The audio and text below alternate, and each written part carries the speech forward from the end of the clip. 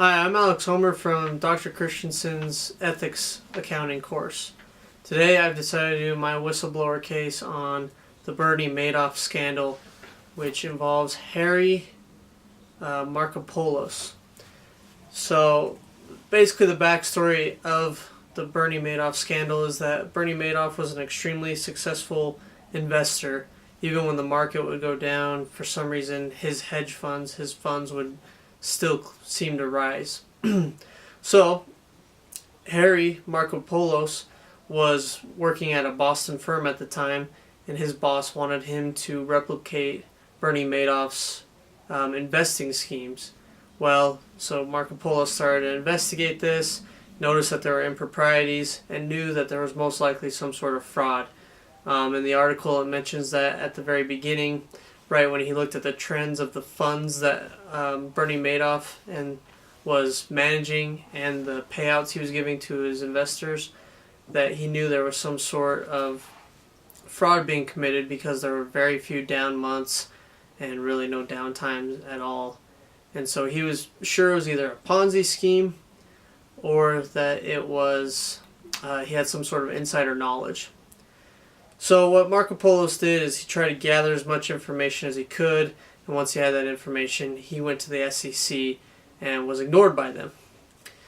So looking at whistleblowers, it talks in Chapter 4 about the steps to a whistleblower. I think this is kind of a unique situation because he wasn't blowing the whistle on his own company.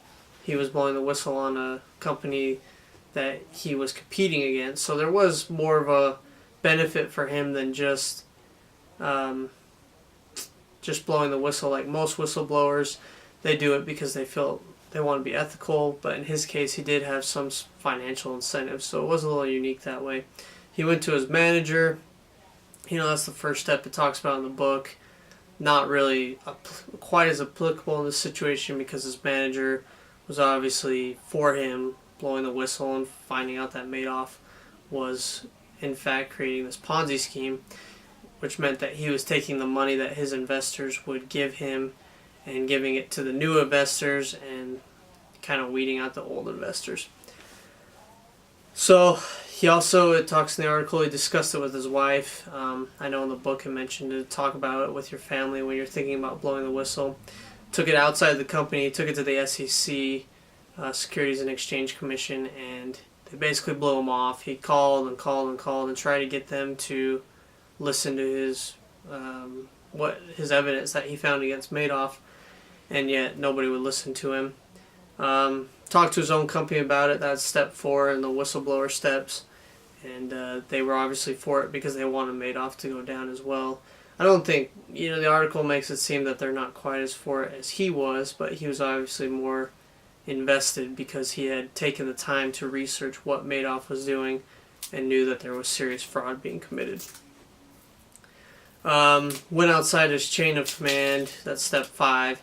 Obviously with the SEC, as I mentioned before, this isn't necessarily a straightforward whistleblower case like some of the other ones because it wasn't, with WorldCom and Enron, those whistleblower situations were internal whistleblowers on their own company, whereas this one was a little bit different.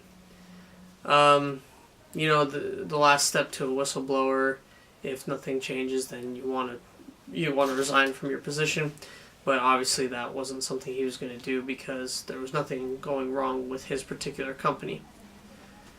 So in conclusion, I still believe that Markopolos had moral courage to stand up in a situation that was difficult. To stand up to the SEC is hard. You put your job at risk. A lot of people in the investing field were still upset with him, felt that he didn't do the right thing.